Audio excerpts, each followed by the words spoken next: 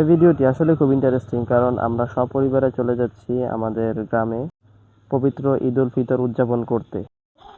সবাই মিলে আমরা খুব আনন্দ করলাম আমাদের যাত্রাপথে এবং কিছু সৌন্দর্য তুলে ধরলাম আমাদের ক্যামেরা যতটুকু চেষ্টা করেছি। তো আজকের ভিডিও শুরু করা যাক, লেটস গো। আসসালামু আলাইকুম, আশা করি আপনারা সবাই খুব ভালো আছেন। আজকে আমরা ঈদ উদযাপন করার জন্য রওনা দিয়েছিলাম আমাদের নিজ বাড়ি কিশোরগঞ্জের উদ্দেশ্যে। আজকে খুব ভোরে ঘুম থেকে উঠে সেহরির খাবার খেয়েই আমরা বের হয়ে পড়েছি আমাদের গন্তব্যে।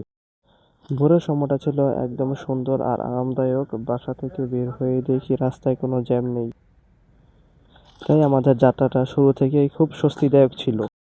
আমরা প্রথমে উত্তরা দিয়ে যাচ্ছিলাম, এরপর ঢাকার ৩০০ ফিট দিয়ে যাত্রা চালিয়ে যাচ্ছিলাম।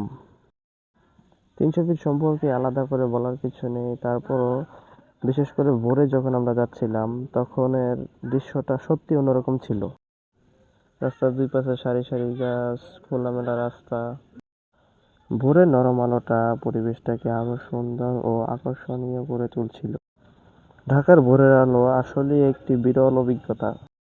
দেখতে দেখতে সকাল হয়ে গেল, আমিও গাড়িতে কিছুক্ষণ ঘুমিয়েছিলাম, কারণ সারা রাত জেগেছিলাম আমরা।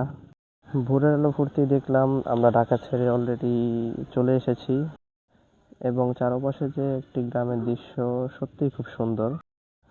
কোলাহলপূর্ণ পরিবেশ, কোনো শব্দ নেই, পাখির কিচিমিচির আওয়াজ। যাওয়ার সময় আমাদের গাড়ির গ্যাসের সংকটে পড়তে হয়েছিল একটু, যাই হোক পরে সব ম্যানেজ হয়ে গেছে। দেখতে দেখতে আমরা চলে আসলাম নরসিংদীতে, যেখানে বাংলাদেশের সর্ববৃহৎ রাসায়নিক সারের কারখানা রয়েছে। এবং যাত্রাপথে এটা দেখে আমার খুব ভালো লাগলো এবং অবশেষে চলে আসলাম আমাদের গ্রামে।